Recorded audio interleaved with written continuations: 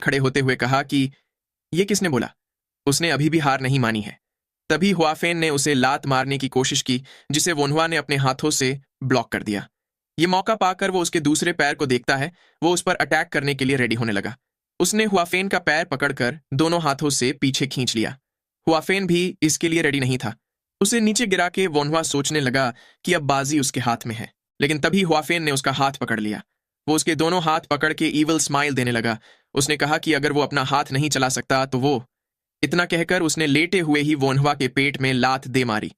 इस हमले से वोन्हुआ दर्द के मारे अपना पेट पकड़कर जमीन पे लौटने लगा। हुआफेन वहीं खड़ा उसे देखता है। उसने कहा कि वो अपनी विश सोचकर बाद में उसे बताएगा। वोन्हुआ अपने कमरे में बैठा आराम करने लगा। उसकी पीठ अभी भी दर्द कर रही थी। वो आज की फाइट के बारे में सोचते हुए बोलने लगा कि उसने सोचा नहीं था कि उसका भाई उसे ऐसे पुश करेगा। वो काफी पेनफुल था। वो सोचने लगा कि उसका भाई क्या विश मांगेगा। क्या उसने विश वाली शर्त रख के खुद के ही पैर पे कुल्हाड़ी मार दी है। वो अपना खाना देखकर सोचता है कि आज पूरे दिन के खाने में उसे बिल्कुल भी प्रोटीन नहीं मिला। वो इस फैमिली की हेल्प कैसे कर सकता है। इस फैमिली में तो कोई काम भी नहीं कर रहा, लेकिन सर्जरी करना बहुत ही अर्जेंट है। वो ब्लैकस्मिथ से सर्जिकल ब्लेड बनवा सकता है। अगर ठीक से नहीं तो कम से कम काम चल जाए वैसी कॉपी तो बन ही जाएगी। ब्लड ग्रुप को वो सिंपल टेस्ट करके पता लगा सकता है। लेकिन असली प्रॉब्लम है एनेस्थीजिया। इस ईरा में एनेस्थीजिया कैसे बनेगा। काफी सोचने के बाद भी उसके दिमाग में ऐसी कोई हर्बल मेडिसिन नहीं आ रही जिसे एनेस्थीजिया की जगह यूज किया जा सके।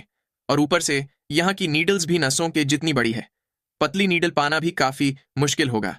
ये सब सोचते हुए वो काफी फ्रस्ट्रेटेड हो जाता है। उसे सर्जरी करने के लिए एक असिस्टेंट भी चाहिए होगा। अब इस ईरा में जहां लोग पेट खोलने की बात सुनकर ही डर जाते हैं, क्या उसे ऐसा बंदा मिलना पॉसिबल भी है। इन सारी प्रॉब्लम्स के बारे में सोचते हुए वो खड़ा हो गया। उसने सबसे पहले सर्जरी के लिए एक नाइफ बनवाने का सोचा। इसके लिए उसे पैसे चाहिए होंगे। ड्रॉर खोलते ही उसे पैसे के कुछ मॉडर्न नोट्स दिखे। वो फिर से उस सिस्टम या एंजल जो भी हो उसे कोसते हुए कहने लगा कि अगर उसे इस जनरेशन में भेजना ही था तो कम से कम इस जगह के पैसे भी तो देता। फिर मुस्कुराते हुए वो पैसे के बारे में सोचता है। वो भागते हुए अपने बड़े भाई के पास पहुंच गया। बेशर्मों की तरह हंसते हुए वो उससे पैसे मांगने लगा। वो मन ही मन कहने लगा कि यही तो फैमिली होने का फायदा होता है। पैसे लेकर वो शहर के मार्केट में जा पहुंचा। वो यहाँ पर इतने सारे लोग देखकर सरप्राइज हो जाता है। उसे वहां बहुत सारी अलग अलग चीजों की स्टोर्स दिखती है, लेकिन काफी घूमने पर भी उसे कहीं डंपलिंग की स्टोर नहीं दिखाई देती। वो सोचने लगा कि वो चाइना में ही है ना। उसने जाकर एक लेडी से डंपलिंग के बारे में पूछा तो वो पूछने लगी कि डंपलिंग क्या होता है। उसने एक दूसरे स्टोर पे जांच की तो वो आदमी भी कहने लगा कि उसने डंपलिंग के बारे में कभी नहीं सुना। उन लोगों की बातें सुनकर वोन्हुआ को अजीब फील होता है, क्योंकि डंपलिंग तो चाइना का ट्रेडिशनल खाना है। उसकी खोज वॉर में मरे लोगों को ट्रिब्यूट देने के लिए हुई थी। उसने कंक्लूड किया कि शायद इस ईरा में अब तक डंपलिंग की खोज नहीं हुई।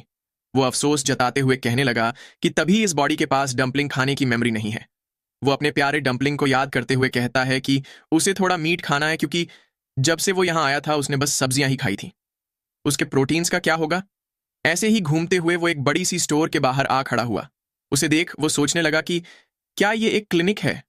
स्टोर के अंदर जाते हुए उसने पूछा कि क्या कोई है यहाँ।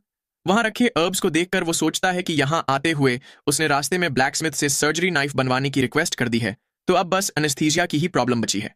वो स्टोर ओनर से एक ऐसी हर्बल मेडिसिन मांगने लगा जो कि थोड़ी देर के लिए किसी को पैरालाइज कर सके और बाद में नॉर्मल हो जाए। ओनर उसे बताता है कि पॉइजन को थोड़े डोज में लेकर बॉडी को कुछ देर तक पैरालाइज किया जा सकता है। वो बाद में नॉर्मल भी हो जाएगा, लेकिन उसको अगर केयरफुली यूज ना किया जाए तो वो काफी डेंजरस हो सकता है। इसलिए वो लोग ऐसे पॉइजनस वीड्स अपने क्लिनिक में नहीं रखते। उसने आगे वोन्हुआ से पूछा कि उसे ऐसे पॉइजनस वीड्स क्यों चाहिए। वोन्हुआ ने कहा कि उसे उनकी थोड़ी जरूरत है। तभी वहीं पीछे बैठा एक आदमी पूछने लगा कि अगर वो ऐसे पॉइजनस वीड्स लाकर दे तो वो उसे कितने पैसे दे सकता है। वोन्हुआ सोचता है कि उसे अगर उन वीड्स के साइड इफेक्ट्स जानने हो तो उसे बहुत सारी हर्बल मेडिसिन के साथ इनफ एक्सपेरिमेंट्स करने होंगे, और इन एक्सपेरिमेंट्स के लिए उसे काफी सारे चूहे भी चाहिए होंगे। इसीलिए फिलहाल उसे प्राइस कम रख के पहले उन हर्बल मेडिसिन के बारे में जान लेना चाहिए, और बाद में वो डिसाइड कर सकता है कि वो उन्हें खरीदेगा या माउंटेन्स पे जाकर खुद से लाएगा। वो उस आदमी को बताता है कि उसे ज्यादा हर्ब्स नहीं चाहिए, पर उसे अलग अलग वैरायटीज के चाहिए। अगर वो डिफरेंट टाइप्स के पॉइजनस वीड्स ला सके तो वो हर 3 रूट्स के बदले में उसे एक कॉइन देगा। उस आदमी ने कहा कि उसके लिए 3 रूट्स के बदले में एक कॉइन काफी कम है। वोन्हुआ ने कहा कि तो फिर 2.5 रूट्स के बदले एक कॉइन। अगर इससे ज्यादा महंगा होगा तो फिर वो खुद जाकर ले आएगा। उस आदमी ने कहा कि वोन्हुआ काफी कंजूसी कर रहा है, लेकिन वो इसके लिए तैयार है। वो अगले दिन माउंटेन पे जाएगा और 2 दिन बाद उसके पास वीड्स लेकर आएगा। वोनहुआ भी इसके लिए तैयार हो गया। वहां पर अपना काम निपटाकर वापस जाते हुए वोनहुआ ने सोचा कि स्टोर ओनर के कहे मुताबिक वो डिसइंफेक्टेंट के लिए हार्ड अल्कोहल का यूज कर सकता है, इसलिए वो उसे लेने रात को टैवर्न पे जाएगा। अब बस उसे एनेस्थेटिक एक्सपेरिमेंट्स के लिए चूहे ढूंढने हैं। इसके लिए वो चलते हुए चाओ काउंटी के सबर्ब एरिया में पहुंच गया। ये जमीन खेती के लिए सूटेबल नहीं है और यहाँ रहने वाले लो क्लास के लोग खाना और सोना गंदी जगहों पे करते हैं। नॉर्मली कहा जाए तो ये एक स्लम एरिया है। वोनहुआ को इस बॉडी की मेमोरी से पता चला था कि यहाँ रहने वाले लोग काफी बार चूहे, मेंढक और सांप खाते रहते हैं। उसे वहां पड़ी गंदगी से काफी गंदी स्मेल आ रही थी। वो अपनी नाक दबाकर चलते हुए सोचता है कि ये जगह है ही ऐसी जहां लोग भूख से मरते हो। इसमें और ग्रुप बनाकर रह रहे भिखारियों में कोई अंतर नहीं है। वोनहुआ को इस जगह के हालात उसने जितना सोचा था उससे भी बदतर लगते हैं। तभी किसी चीज ने उसका ध्यान खींचा। वहां पर काफी सारे लोग भीड़ लगाकर परेशान एक्सप्रेशंस के साथ कुछ देख रहे थे। वोनहुआ ने सोचा कि आखिर वहां चल क्या रहा है। वो उन लोगों की भीड़ में से आगे जाने लगा। जब उसने आगे पहुंचकर देखा तो वहां कोई दर्द से चीख रहा था। उसने तेज कदमों से वहां बैठे आदमी की तरफ जाते हुए पूछा कि यहां हुआ क्या है। एक बंदे ने बताया कि वो आदमी फ्रूट्स तोड़ते वक्त पेड़ से गिर गया, पर ऐसा लगता है कि उसका पैर टूट चुका है। उसने वोनहुआ से पूछा कि लेकिन वो कौन है। वोनहुआ ने बताया कि वो एक फिजिशियन है और बस यहां से गुजर रहा था। उसने पूछा कि क्या वो उस आदमी को देख सकता है। वो बंदा हाँ में जवाब देते हुए उसे वहां बैठने को कहता है। वोनहुआ ने उस आदमी के पैर पे हाथ रखा तो वो दर्द से चीख उठा। वोनहुआ ने सोचा कि शायद उसकी हड्डी टूट चुकी है, लेकिन उसके पास फ्रैक्चर का एग्जैक्ट स्पॉट पता लगाने का कोई तरीका नहीं है। अगर हड्डी टूट गई और उससे उसके मसल फट गए तो उसे उसको भी स्टिच करना पड़ेगा। लेकिन क्या वो बिना किसी टूल्स और टेक्नोलॉजी के इसे ट्रीट कर पाएगा? और कोई तरीका ना पाकर उसने सबसे पहले घाव से बहता खून रोकने के लिए उस पर कपड़ा बांधकर लकड़ी से टाइट कर दिया। फिर वो घाव पे थोड़ा प्रेशर देकर उसे चेक करने लगा। इससे वो आदमी दर्द से चीख उठा। वोनहुआ ने सोचा कि उसकी ब्लड वेसल्स बिल्कुल ठीक है, लेकिन उसकी हड्डी पक्का टूट गई है। लेकिन अब जबकि वो फ्रैक्चर कहाँ लगा है ये पता नहीं लगा सकता और इससे उसके मसल फट सकते हैं, तो वो अभी के लिए उस हिस्से को स्टिच कर देगा। लेकिन इस काम की पॉसिबिलिटी पे सवाल उठाते हुए वो उस आदमी को देखने लगा। उसका बच्चा और बीवी वहीं बैठकर काफी परेशान दिख रहे थे। उन्हें देखकर वोनहुआ ने गहरी सांस ली और कहा कि ये करने के अलावा उसके पास और कोई चारा नहीं है। वो अपने पीछे खड़े आदमी से थोड़ा बर्फ वाला पानी, क्लीन टॉवल और कुछ कपड़े लाने के लिए रिक्वेस्ट करता है। एक बंदा पूछने लगा कि ये बर्फ क्या होता है। दूसरा बंदा कहने लगा कि अभी तो विंटर शुरू भी नहीं हुआ, तो आइस वाटर कहाँ से मिलेगा। वोनहुआ को अपनी सिचुएशन का अंदाजा हुआ, क्योंकि इस ईरा में तो फ्रिज था ही नहीं और ऊपर से ये एक स्लम एरिया है, इसलिए उसे ज्यादा उम्मीद नहीं रखनी चाहिए। उसने कहा कि तो फिर कुछ ठंडा पानी ही ला दो। उस आदमी के बच्चे ने उससे पूछा कि क्या कुएं का पानी चलेगा। वोनहुआ ने कहा कि हाँ चलेगा, लेकिन थोड़ा जल्दी, और साथ ही उनके पैर पर लगाने के लिए कुछ लकड़ी भी लेते आना। वो लड़का जल्दी आने का बोलकर तुरंत वहां से दौड़कर जाने लगा। वोनहुआ भी उसे थैंक यू कहता है। थोड़ी देर बाद जब खून निकलना बंद हो गया तो वोनहुआ ने पट्टी खोलकर उसे अच्छे से देखने का सोचा। उसका पैर काफी सूज चुका था, जिसे देखकर उसने कंक्लूड किया कि टूटी हुई हड्डी से पक्का उसके मसल्स फट गए हैं। वो सूजी हुई जगह देखकर फ्रैक्चर का पता लगाने की कोशिश करने लगा, लेकिन तभी कुछ देखकर वो दंग रह गया। उसको उस आदमी की हड्डी दिखाई देने लगी। उसे उसका टूटा हुआ हिस्सा भी दिखाई दे रहा था। इससे सरप्राइज्ड होकर वो सोचने लगा कि ये तो एक्सरे की तरह है। क्या ये कोई मैजिकल विजन है या बहुत सारे प्रोस्थेटिक देखने की वजह से उसे इल्यूजन हो रहा है। तभी वो विजन गायब होने लगा। ये देखकर वो जल्दी से उस बंदे का इलाज करने की सोचता है। उसने पीछे खड़े बंदों से कहा कि उसे टूटी हुई हड्डी ठीक करनी है, इसलिए प्लीज इस आदमी को पकड़ो ताकि ये हिले ना। कुछ लोगों ने आकर उस आदमी को पकड़ लिया और वोनहुआ उसकी हड्डी ठीक करने लगा। वो शुक्र मनाता है कि उसने उस विजन के खत्म होने से पहले ही हड्डी को वापस से फिट कर दिया। वो सोचता है कि शायद रीइंकारनेशन होने के बाद उसे कुछ एबिलिटी मिली है, लेकिन वो कुछ ज्यादा अच्छा भी दे सकते थे। खैर, ये उस मॉडर्न जमाने के यूजलेस पैसों से तो बेहतर ही है। तभी पीछे से वो बच्चा पानी लेकर आ गया। वोनहुआ के पास जाते हुए उसने पूछा कि क्या उसके पापा ठीक हैं। वोनहुआ ने कहा कि हाँ, वो ठीक है।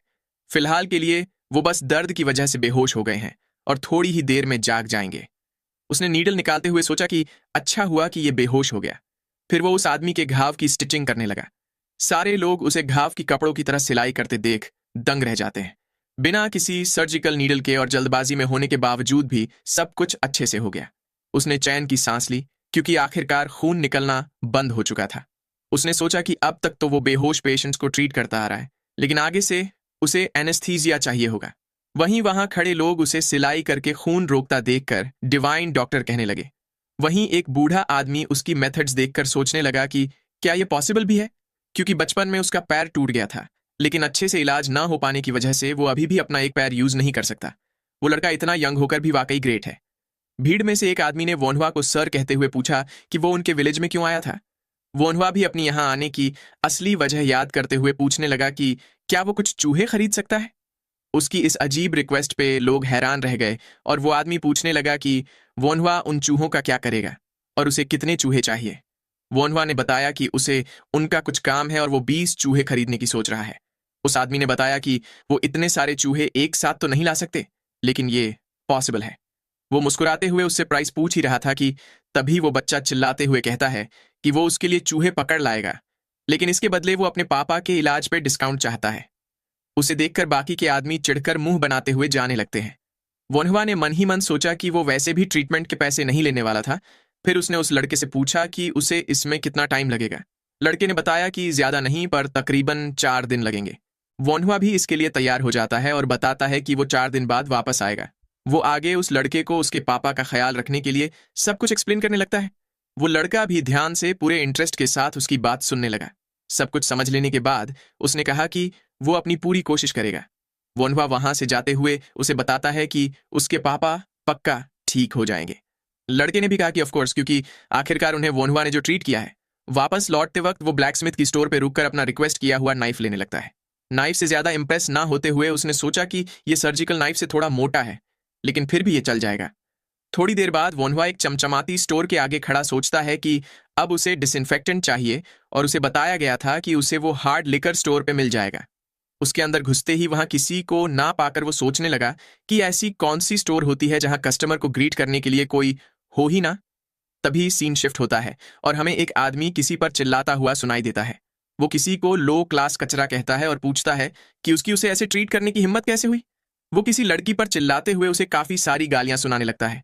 वहां और लोग भी खड़े थे। वहां खड़े 2 गार्ड्स में से एक ने सिर झुकाकर कहा कि सॉरी डियर कस्टमर, अगर कुछ दिक्कत है तो वो उनके लिए दूसरी लड़की ला सकता है। वो आदमी उन्हें गुस्से से घूरता है। तभी एक थप्पड़ की आवाज गूंज उठी। वो आदमी गार्ड को थप्पड़ मारते हुए पूछता है कि उसके जैसे कचरे की उसके सामने मुंह खोलकर बात करने की हिम्मत कैसे हुई। उसे अपनी जगह याद रखनी चाहिए। वो गार्ड गुस्से के मारे अपनी तलवार निकालने लगता है, लेकिन तभी पीछे से उसके साथी ने उसे रोक लिया। उसे ऐसा करते देख वो आदमी पूछता है कि क्या वो क्रेजी है। अपना चाकू निकालते हुए उसने कहा कि कमीने, तेरी हिम्मत कैसे हुई। उसे मरने का चिल्लाकर उस आदमी ने गार्ड पर अपना चाकू चला दिया। चाकू से उसका गाल चिढ़ गया। गार्ड उस आदमी को गुस्से से देखने लगा। उसने तुरंत ही म्यान से अपनी तलवार निकाली और एक ही वार में उस आदमी का चाकू दूर उड़ा दिया। वो आदमी जमीन पे जा गिरा और डरते हुए कहने लगा कि कमीने, तुझे पता भी है कि मैं कौन हूं। गार्ड ने गुस्से से भरी नजरों से कहा कि भाग भो। वो आदमी वहां से भागते हुए चिल्लाता है कि वो इसका बदला लेगा। वहीं खड़ा वोनहुआ सोचता है कि इस ईरा में तो हर जगह तलवारों से लड़ाई होती रहती है। पहले वाला गार्ड अपने साथी से पूछता है कि क्या वो ठीक है। उस गार्ड ने अपना खून पोंछते हुए बताया कि ये कोई पहली बार का नहीं है। तभी वहां खड़े वोनवा पर नजर पड़ते ही उसने पूछा कि वो कौन है। वोनवा ने बताया कि वो एक फिजिशियन है। उसने आगे कहा कि वो गार्ड इंजर्ड है, क्या वो उसका इलाज कर सकता है। गार्ड को इतने यंग बच्चे के फिजिशियन होने पर यकीन नहीं होता। वो वहां से जाते हुए कहता है कि शायद तुम यहां शराब पीने आए हो, तुम वहां अंदर जाके उसे पी सकते हो। जाता हुआ गार्ड अपने साथी से कहता है कि इतने यंग बच्चे का फिजिशियन होने का कोई चांस ही नहीं है। उसका साथी उसे साथ में ड्रिंक करने को बोलता है। वहीं पीछे खड़ा वोनवा सोचता है कि क्या ये ठीक है। उसे लगता है कि उस बंदे की नस कट चुकी है, लेकिन अगर पेशेंट ही इलाज करवाना ना चाहे तो वो भी क्या ही कर सकता है। उसने अपने पास खड़ी लेडी से कहा कि वो हार्ड लिकर खरीदना चाहता है। उस लेडी ने मुस्कुराते हुए उसे बताया कि इस स्टोर में वो लोग अल्कोहल अलग से नहीं बेचते, उसे वो पास वाले बार में मिल जाएगा। वोनहुआ उस लेडी को थैंक यू बोलकर वहां से जाने लगता है। वो अपने पास वाले बार से डिसइंफेक्टेंट लेने का डिसाइड करता है। ऐसे ही रात हो जाती है। वोनहुआ हाथ में लिकर की बोतल लिए घर की ओर जाने लगता है। वो सोच रहा था कि अब से उसे डिसइंफेक्टेंट आसानी से मिल जाएगा। उसे ये काफी बार चाहिए होगा, इसलिए वो इस पर डिस्काउंट मांगने की भी सोचता है। तभी किसी को अपने साथी को उठने के लिए आवाज लगाता सुन वोनहुआ का ध्यान उस तरफ गया। एक बंदा लेटे हुए अपने भाई से पूछ रहा था कि क्या वो ऐसे ही मर जाएगा। उसका भाई उसे बताता है कि तू क्यों मरेगा और ये इस मेडिसिन से खून क्यों नहीं रुक रहा। वो अपने भाई को थोड़ा इंतजार करने को बोलता है क्योंकि फिजिशियन जल्द ही आ जाएगा। पर वो मन ही मन सोचता है कि उसने कब का किसी को उस फिजिशियन को बुलाने के लिए भेजा है, लेकिन वो अब तक आया क्यों नहीं? वहां पर लेटे बंदे को वनवा पहचान जाता है। उसने सोचा कि वो यहाँ ट्रीटमेंट लेने आए होंगे।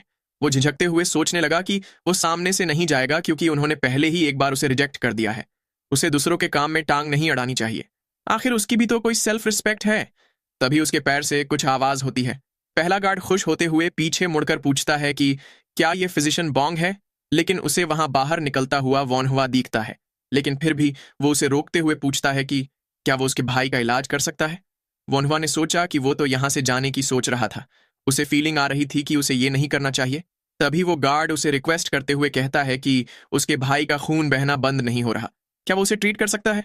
वोन्हुआ ने कहा कि लेकिन तुमने तो कहा था कि तुम्हें इलाज नहीं चाहिए। गार्ड ने कहा कि हाँ, लेकिन फिजिशियन बॉन्ग दूसरे विलेज गए हैं, तो उनकी जगह प्लीज तुम इसका इलाज कर दो। वोन्हुआ ने झिझकते हुए कहा कि किसी और के क्लिनिक में बिना ओनर की मौजूदगी में पेशेंट को ट्रीट करना अप्रोप्रिएट नहीं है। गार्ड ने कहा कि अगर ऐसी बात है तो वो अपने भाई को बाहर लेकर आएगा। वोन्हुआ ने गहरी सांस लेते हुए कहा कि इसकी कोई जरूरत नहीं है और उसे इलाज नहीं करना चाहिए। लेकिन तभी वो गार्ड उसके सामने घुटनों पर बैठ गया और पहले की गई बदतमीजी के लिए माफी मांगते हुए अपने भाई को ट्रीट करने के लिए रिक्वेस्ट करने लगा। उसे इतना इंसिस्ट करता देख वोन्हुआ भी सोच में पड़ गया। उसने बताया कि वो अभी भी एक यंग मेडिकल स्टूडेंट ही है, क्या उसे ये चलेगा। गार्ड ने कहा कि वो उनसे तो बेहतर ही होगा। वोन्हुआ ने उसे क्लियर किया कि वो उसको ट्रीट करने का ट्राई करेगा, लेकिन अब थोड़ी देर हो चुकी है, इसलिए वो कोई गारंटी नहीं दे सकता। गार्ड उसे अंदर का रास्ता दिखाने लगा, लेकिन तभी वहां कोई आ गया। वो बूढ़ा आदमी हांफते हुए पूछने लगा कि क्या यहाँ कोई पेशेंट है। उसने सुना था कि ये अर्जेंट है। गार्ड उन्हें फिजिशियन बॉन्ग कहकर बुलाता है। वो उन्हें अपने भाई का इलाज करने को कहता है। वहीं वनवा सोच रहा था कि ये सही टाइम पे आ गए। क्या मुझे देखना चाहिए कि वो उसे कैसे ट्रीट करते हैं। फिजिशियन बॉन्ग उस गार्ड का घाव देखने लगते हैं। उसके घाव से अभी भी खून बहे जा रहा था। ये देखकर फिजिशियन बॉन्ग ने कहा कि लगता है उसके चेहरे की सबसे मोटी नस कट चुकी है। लगता है अब मुझे ब्लीडिंग रोकने के लिए एक्यूपंक्चर अप्लाई करना होगा। उन्हें ऐसा कहते सुन वनवा सरप्राइज्ड हो गया, क्योंकि उसने ब्लीडिंग रोकने के लिए यह मेथड पहले कभी नहीं देखी थी। बॉन्ग ने अपनी जेब से एक्यूपंक्चर की नीडल्स निकाली और गार्ड को ट्रीट करने के लिए रेडी हो गए। उन्होंने वो नीडल घाव के पास ही लगा दी। इससे उसके घाव से खून बहना कम हो गया। ये देखकर वनवा हैरान रह जाता है कि बॉन्ग ने नर्व सिमुलेट करी ताकि मसल चौड़े हो जाए और ब्लड वेसल्स पे प्रेशर लगे। वो जब डॉक्टर था तब उसे ये मेथड नहीं पता थी। एक्यूपंक्चर टेक्निक भी एक ग्रेट साइंटिफिक मेडिकल आर्ट है। गार्ड पूछने लगा कि क्या उसका भाई ठीक हो गया। बॉन्ग ने उसके मुंह पर पट्टी लगाते हुए कहा कि उन्होंने वो जितना कर सकते हैं उतना कर दिया है। गार्ड उनको थैंक यू बोलने लगा। बॉन्ग ने कहा कि अभी भी खतरा टला नहीं है। 15 मिनट के बाद वो नीडल निकाल लेंगे। अगर तब खून निकलना बंद नहीं हुआ तो उनके पास और कोई तरीका नहीं है।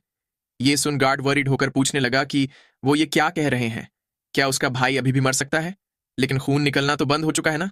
बॉन्ग ने बताया कि खून नीडल की वजह से बंद हुआ है। गार्ड ने पूछा कि तो क्या फिर वो लोग नीडल को ऐसे ही नहीं रख सकते। बॉन्ग ने बताया कि ऐसा करने पर वो या तो अंधा या तो पागल हो सकता है। उनकी बात सुन गार्ड दंग रह गया। वो दुखी होकर वहीं जमीन पर बैठ के रोने लगा। ये सब देखकर वनवा इरिटेट होकर सोचता है कि तो ये सिर्फ एक टेम्पररी सॉल्यूशन ही था। अब उन्हें ब्लड वेसल्स कनेक्ट करनी होंगी, लेकिन इससे दूसरों के बिजनेस में दखल पड़ सकता है। तभी फिजिशियन बॉन्ग ने पीछे मुड़कर उससे पूछा कि वो कौन है। वनवा ने मुस्कुराते हुए कहा कि वो तो बस मेडिकल आर्ट का एक स्टूडेंट है। बॉन्ग ने पूछा कि अच्छा, मेडिकल आर्ट्स का स्टूडेंट। वनवा ने बताया कि वो किताबें पढ़ता आ रहा है, इसलिए उसने कुछ मेडिकल की किताबें भी पढ़ी हैं और उसे कुछ बार प्रैक्टिस किया है। बॉन्ग ने उस पर ज्यादा ध्यान ना देते हुए सोचा कि इतना यंग लड़का कुछ ज्यादा नहीं कर सकता। तभी वोन्हुआ उनका ध्यान अपनी ओर खींचता है। वो उनसे पूछता है कि क्या वो पेशेंट की ब्लड वेसल्स कनेक्ट करने की कोशिश कर सकता है। इस बात पर बॉन्ग काफी सरप्राइज्ड होते हैं। उन्होंने पूछा कि क्या अभी तुमने ब्लड वेसल्स कनेक्ट करने की बात कही। वोन्हुआ हाँ में जवाब देता है।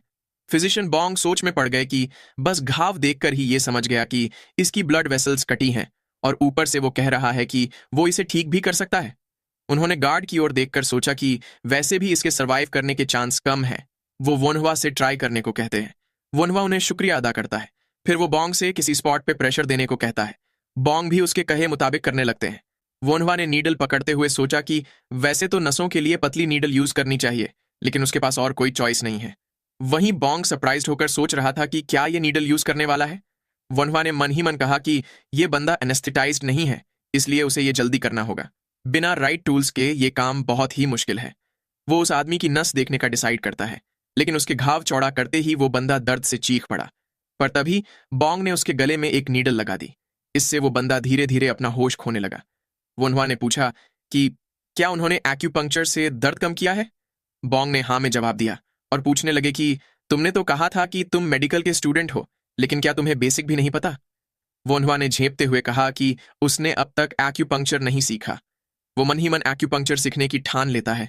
वो बॉन्ग को फिर से किसी स्पॉट पे प्रेशर देने को कहता है जब तक कि वो नसें कनेक्ट करे। वोन्हवा ने काफी हद तक घाव की स्ट्रेचिंग कर दी थी, इसीलिए वो बॉन्ग को बताता है कि अब प्रेशर देने की जरूरत नहीं है और वो अपनी नीडल भी वापस निकाल ले सकते हैं। फिजिशियन बॉन्ग पूरी तरह से हैरान होकर लेटे हुए गार्ड को देखकर सोच रहे थे कि क्या इस दुनिया में पहले ऐसा कोई मेडिकल आर्ट था? ये तो काफी अमेजिंग लगता है और ऊपर से ऐसा लगता है कि इस लड़के को ये करने की आदत है। वहीं वोन्हवा उस गार्ड के भाई को क्या क्या प्रिकॉशंस लेने हैं ये समझ आ रहा था। वो उसे बताता है कि वो 2 हफ्तों के बाद थ्रेड निकाल सकते हैं। थोड़ी देर बाद वो दोनों ही गार्ड्स क्लिनिक से बाहर निकलकर वोन्हवा से थैंक यू कहते हैं। वो खुश होते हुए वहां से जाने लगते हैं। वहीं वोन्हवा उन्हें आगे से हर्ट ना होने के लिए कहता है। बॉन्ग अभी भी उन्हें जाता देखकर सोचता है कि उसे तो लगा था कि वो या तो मर जाएगा या डिसेबल हो जाएगा। तभी पीछे से उन्हें वोन्हवा बुलाता है और कहता है कि वो उनसे एक्यूपंक्चर सीखना चाहता है। फिजिशियन बॉन्ग कहने लगे कि अगर वो उन्हें स्किन की स्टिचिंग करके नसें कनेक्ट करना सिखाएगा तो वो भी उसे एक्यूपंक्चर करना सिखाएंगे। वोन्हवा भी हंसते हुए उनकी बात मान जाता है। वो दोनों ही एक दूसरे से कुछ नया सीखने की उम्मीद जताते हैं। वहीं घर पे चाय पीते हुए ख्वाबोक ने कहा कि उसने सुना था कि उनकी माँ शाम को चलने के लिए गार्डन में गई थी। ख्वाफेन ने कहा कि वोन्हवा ने जैसा कहा था वैसा ही हुआ। टी लेते ही वो पहले से थोड़ी बेहतर हो गई। ख्वाबोक ने भी उसकी बात में हामी भरते हुए कहा कि वोन्हवा की बताई दवाई उस फिजिशियन के प्रिस्क्रिप्शन से बेहतर है। ख्वाफेन ने उससे पूछा कि फिर तो अब ख्वाबोक अच्छे से अपनी स्टडीज पे कॉन्सेंट्रेट कर पाता होगा। ख्वाबोक ने भी जवाब दिया कि हाँ, वो अब थोड़ा रिलीव्ड है, लेकिन आजकल ऐसा लगता है कि वोन्हवा किताबें नहीं पढ़ रहा। वो उससे पैसे मांगता रहता है बाहर जाकर कुछ करने के लिए। ख्वाफेन ने पूछा कि क्या उसे वोन्हवा से इस बारे में बात करनी चाहिए। ख्वाबोक ने उसे ऐसा करने से मना किया और कहा कि बस उसे सेल्फ डिफेंस के लिए थोड़ी सोर्ड्समैनशिप सिखा दो, क्योंकि बाहर खतरा होता है। ख्वाफेन सोचने लगा कि ख्वाबोक के द्वारा उसे मार्शल आर्ट्स सिखाने को कहा जाना थोड़ा अनयूजुअल है। तभी वोन्हवा घर पहुंच जाता है। ख्वाफेन ने पूछा कि क्या तुम अब जाकर घर आए? वोन्हवा ने कहा कि हाँ, वो उससे थोड़ा लेट हो गया। तभी उसके कपड़े पे लगा खून देखकर ख्वाफेन चौंक जाता है। वो उसका हाथ पकड़कर पूछने लगा कि ये क्या है? वोन्हवा ने कहा कि ये उसका नहीं है, ये तो उसने एक बंदे को ट्रीट किया था उसका है। ख्वाफेन पूछने लगा कि ट्रीट से क्या मतलब? अब क्या उसने बाहर घूमकर फिजिशियन की तरह प्रिटेंड करना शुरू कर दिया है? अब क्या वो रेपुटेशन कमाकर रॉयल कोर्ट में फिजिशियन बनने का सोच रहा है? वोन्हवा ने कहा कि ग्रेट फैमिलीज में भी ऐसे लोग होते हैं जो मेडिकल आर्ट्स से रेपुटेशन कमाते हैं, लेकिन फिलहाल बात वो नहीं है। वो उनकी माँ की डिजीज के लिए एक्सपेरिमेंट करने की सोच रहा है। ख्वाफेन ने भी सरप्राइज होकर कहा कि उसे नहीं पता था कि वो ऐसा कुछ कर रहा है। तभी ख्वाबोक ने उसे कहा कि उसकी बताई हुई दवाई इफेक्टिव थी, लेकिन वो तो एक फिजिशियन है भी नहीं, इसलिए ये सब उसे नहीं करना चाहिए। वोन्हवा मन ही मन उसे कमीना बच्चा कहता है। वाफेन हंसते हुए उसे कहता है कि अभी उनकी माँ ठीक हो रही है, इसीलिए वो उस पर ट्रस्ट करता है। वोन्हवा ने भी मुस्कुराते हुए थैंक यू बोला। वाफेन ने उसे आगे बताया कि वाबॉक ने मुझसे तुम्हें सोर्ड्समैनशिप सिखाने को बोला है। वोन्हवा पूछने लगा कि सोर्ड्समैनशिप? वाफेन ने कहा कि वो बिना सोर्ड के बाहर घूमता है, इसलिए वाबॉक वरीड था। वो उसे अपने पीछे आने को कहता है। उसके साथ जाते हुए वोन्हवा ने सोचा कि उसे नहीं पता कि फ्यूचर में क्या होगा, इसलिए उसे ये सीखने का मौका ले लेना चाहिए। तभी ख्वाफेन ने उसकी तरफ कुछ फेंकते हुए उससे वो पहनने को कहा। उस आर्मर को देखकर वोन्हवा ने कहा कि ये कुछ ज्यादा ही मोटा है, इससे तो वो स्लो हो जाएगा। उसने शिकायत की कि अगर वो अकेला इसे पहनेगा तो ये तो अनफेयर होगा, ख्वाफेन को भी पहनना चाहिए। ख्वाफेन ने हंसते हुए पूछा कि क्या तुम मुझे हिट कर भी पाओगे? मुझे नहीं पता कि अगर तुमने बिना मुझे बताए कोई मार्शल आर्ट्स सीखा हो, लेकिन उससे कोई फर्क नहीं पड़ता। अगर तुम मुझे हिट कर पाओ तो मैं भी एक आर्मर पहन लूंगा। वोन्हवा ने उसे हिट होने के बाद रिग्रेट न करने को कहा। वो मन ही मन कहता है कि उसने काफी साल जी रखे हैं। हवाफिन भी उसकी तरफ लकड़ी की सोड फेंकते हुए कहता है कि उसे उम्मीद है कि उसे रिग्रेट हो। उसने पूछा कि क्या अब वो शुरू करे? वो दोनों ही आमने सामने खड़े हो गए। हवाफिन वोन्हवा को पहले अटैक करने का मौका देता है।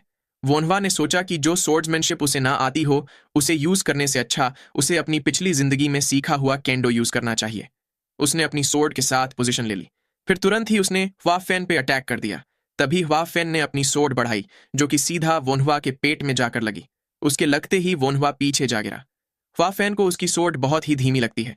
उसने वोन्हवा से पूछा कि वो इतना जल्दी क्यों स्विंग कर रहा है। वहीं वोन्हवा दर्द से कराहते हुए सोचता है कि ह्वाफेन ने तो बस हल्के से पोक किया था, वो इतना तेज क्यों था। उसने उठ बैठते हुए कहा कि अब वो उसे अपनी असली स्किल्स दिखाएगा। अब की बार वो स्लैश करने की जगह स्टैब करेगा।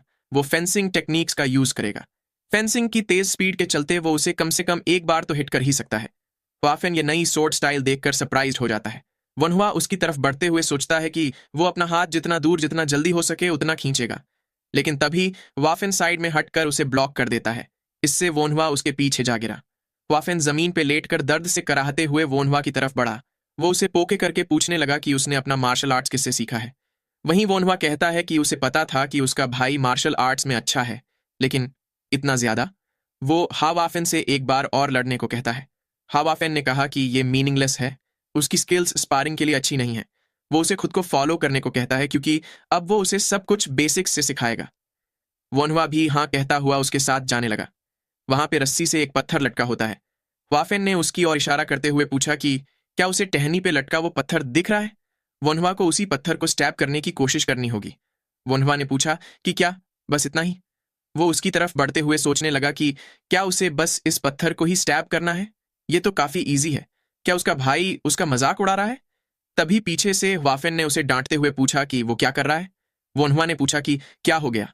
वाफेन ने सोर्ड की मदद से जमीन पर टैप करते हुए कहा कि इधर से करो।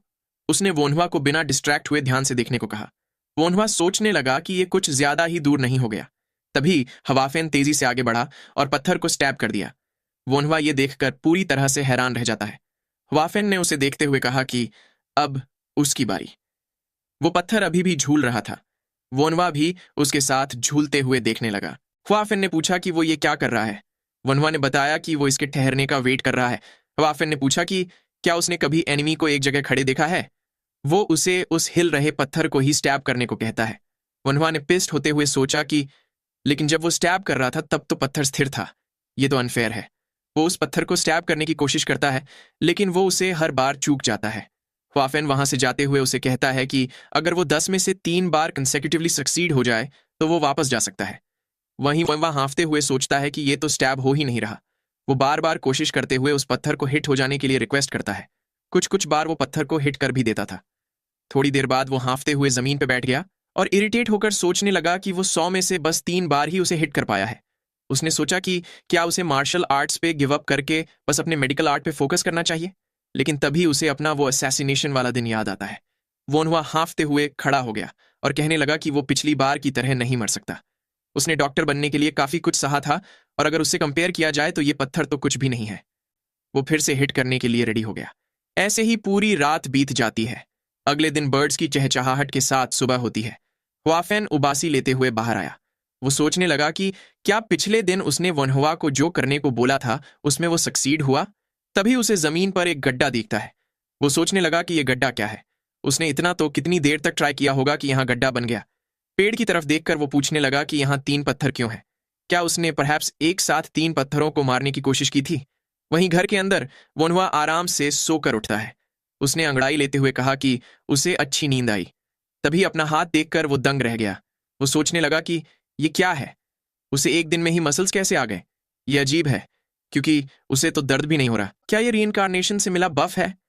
तभी उसे फिजिशियन बॉन्ग याद आते हैं। उसने उनसे आज मिलने को कहा था। सीन शिफ्ट होता है और हमें शहर दिखाया जाता है। फिजिशियन बॉन्ग का क्लिनिक ओपन हो चुका है। वो वहीं बैठे हाथ में कुछ पकड़कर कहते हैं कि उन्होंने ब्लैकस्मिथ से जल्दबाजी में ये नीडल भी बनवाई। वोनहुआ अब तक आया क्यों नहीं। उन्होंने याद करते हुए सोचा कि इंसान की नसें पतली होती हैं, लेकिन वो तो मोटी नसों वाले पिग्स को भी स्टिच नहीं कर पा रहे थे। उन्हें इसकी आदत डालने के लिए कई दसों पिग्स लेने पड़ेंगे। तभी वोनहुआ वहां पहुंच जाता है। उसे वहां देखते ही बॉन्ग खुशी से उसकी ओर बढ़े और पूछने लगे कि क्या उसने खाना खाया। वोनहुआ ने कहा कि नहीं, अब तक नहीं। बॉन्ग उसे ले जाते हुए मुस्कुराकर कहते हैं कि तो पहले खाना खा लेते हैं। खाना देखकर तो वोनहुआ की खुशी का ठिकाना ही नहीं था। वो मीट देखकर काफी एक्साइटेड हो जाता है। उसे रीइंकार्नेशन के बाद ये पहली बार मीट खाने को मिल रहा है। वो मील के लिए शुक्रिया करता है और खाने लगता है। तभी बॉन्ग ने उसे एक नीडल दिखाते हुए कहा कि उसने ये तैयार करवाया है। उसका इसके बारे में क्या ख्याल है। उस नीडल को देखकर वोनहुआ काफी सरप्राइज्ड रह गया। वो पूछने लगा कि उन्हें ये कहां से मिली। उसने सोचा कि ये तो एकदम परफेक्ट है। बॉन्ग ने पूछा कि क्या ये खराब है। वोनहुआ ने बताया कि नहीं, बल्कि ये तो उसने जितना सोचा था उससे भी बेहतर है। इसे किसने बनाया। वो सोचता है कि वो उससे और भी टूल्स बनवा सकता है। बॉन्ग ने बताया कि ये उन्होंने दूसरे शहर के ब्लैकस्मिथ से बनवाया था। वो लोग सोल्जर्स के वेपन्स बनाते हैं, लेकिन उन्होंने मुश्किल से उनसे ये बनवाने के लिए फेवर मांगा। वोन्हुआ भी उनकी बात ध्यान से सुनता है। फिर उसने उन्हें थोड़ी देर रुकने को बोलकर एक कागज निकाल के उस पे काफी सारे और टूल्स की ड्राइंग बनाने लगा। बॉन्ग ने पूछा कि ये सब क्या है। वोन्हुआ उन्हें सारे टूल्स के काम समझाता है, जैसे कि ब्लड वेसल्स पकड़ने के लिए, स्टिचिंग के लिए, हड्डी स्प्रेड करने के लिए, वगैरह वगैरह। बॉन्ग ने कहा कि वो गारंटी नहीं दे सकता क्योंकि ये सारे टूल्स बनवाने के लिए कुछ ज्यादा ही डिटेल्ड है। वोन्हुआ ने कहा कि अगर उसकी थोड़ी बहुत भी नकल होगी तो भी पेशेंट्स को ट्रीट करने में काफी हेल्प मिलेगी। थोड़ी देर बाद उसने खाना खत्म कर लिया। वो डकार मारते हुए फिर से खाने के लिए थैंक्स कहने लगा। बॉन्ग कुछ ढूंढते हुए कहते हैं कि उनके पास उसे दिखाने के लिए कुछ है। उन्होंने उसके सामने एक पिग की नस रख के कहा कि उन्होंने पिग की ब्लड वेसल्स पे ट्राई किया था। वोन्हुआ ने पूछा कि क्या उन्होंने प्रैक्टिस की थी। वो मन ही मन कहने लगा कि तभी खाने में इतना सारा मीट था। उसे देखते हुए वोन्हुआ ने कहा कि थोड़ा खून निकल गया, लेकिन फिर भी उन्होंने काफी अच्छा किया है। बॉन्ग ने पूछा कि क्या सही में? तो फिर खून क्यों? वोन्हुआ ने समझाते हुए कहा कि खून का फ्लो भी नसों के साथ बदलता है, इसलिए सबसे पहले उन्हें उसकी डायरेक्शन पता करनी होगी। बॉन्ग भी सब कुछ ध्यान से समझने लगते हैं। वोन्हुआ उन्हें और भी चीजें समझाने लगा। उसने उन्हें स्टिचिंग करके दिखाते हुए कहा कि इसे ऐसे करना है। बॉन्ग ने भी कहा कि वो समझ गए। तभी एक बंदा कोई मनिकिन लाकर कहता है कि वो उन्होंने जो मंगवाया था उसे ले आया है। बॉन्ग ने उसे वहां रखने को कहा। वोन्हुआ सोचने लगा कि क्या अब उसकी एक्यूपंक्चर सीखने की बारी है। बॉन्ग उसे ध्यान से देखने को कहते हैं। उन्होंने मैनिकिन के सिर की तरफ इशारा करके कहा कि इसे वेंड पॉइंट कहते हैं और ये हेडेक्स के लिए होता है। बेंड पॉइंट लार्ज इंटेस्टाइन की मूवमेंट से रिलेटेड होने के लिए जाना जाता है। वोन्हुआ ने इतने सारे पॉइंट्स देखकर सोचा कि उसे तो लगा था कि बस कुछ ही एक्यूपंक्चर पॉइंट्स होते हैं। उसने बॉन्ग से पूछा कि क्या इस पर जितने हैं उतने ही एक्यूपंक्चर पॉइंट्स होते हैं। बॉन्ग ने बताया कि जहां तक उन्हें पता है बस इतने ही हैं, लेकिन कहा जाता है कि सिर्फ रॉयल कोर्ट के फिजिशियन को कुछ और स्पॉट्स भी पता है। वोन्हुआ सोचने लगा कि इसका मतलब उन लोगों ने अब तक सारे पॉइंट्स नहीं ढूंढे। तभी उसे कुछ अजीब फील होता है। उसे कुछ और पॉइंट्स दिखने लगते हैं। वो सोचता है कि क्या ये मॉडर्न एक्यूपंक्चर पॉइंट्स हैं। यहां तक कि उनके बाजू में एक्सप्लेनेशन भी लिखा हुआ है। ये मेमोरी की तरह नहीं बल्कि अपने सामने किताब पढ़ने की तरह फील होता है। क्या ये भी रीइंकारनेशन के बाद मिली एबिलिटी है? तभी बॉन्ग ने कहा कि इतना एक्सप्लेनेशन बेसिक्स के लिए काफी है। वोन्हुआ का ध्यान अपनी तरफ ना पाकर उन्होंने टेबल पे हाथ मारते हुए पूछा कि क्या वो उन्हें सुन रहा है। वोन्हुआ ने डरते हुए हाँ में जवाब दिया। उसने गुस्से से भर चुके बॉन्ग से कहा कि वो सुन रहा था। बॉन्ग ने पूछा कि तो फिर अभी मैंने सी ऑफ विटैलिटी के बारे में जो कहा वो बताओ। वोन्हुआ कहने लगा कि वो बैक पेन के लिए होता है। तभी उसे फिर से कुछ फील होता है। उसके सामने ह्यूमन बॉडी का और भी एक्यूरेट 3D मॉडल दिखने लगता है। वो उसे देखकर फिर से डिस्ट्रैक्ट हो गया। उसका ध्यान फिर से भटका हुआ पाकर बॉन्ग बहुत ही ज्यादा अनॉयड हो रहे थे। उन्होंने गुस्से से कहा कि वो जवाब देते हुए बीच में क्या सोच रहा है। वोन्हुआ भी अपना ध्यान वापस उनकी तरफ करता है। बॉन्ग गुस्से से वहां से जाते हुए कहते हैं कि शायद वो अभी एक्यूपंक्चर के बारे में उनसे सुनने या सीखने के लिए रेडी नहीं है। वोन्हुआ कहने लगा कि ऐसी बात नहीं है।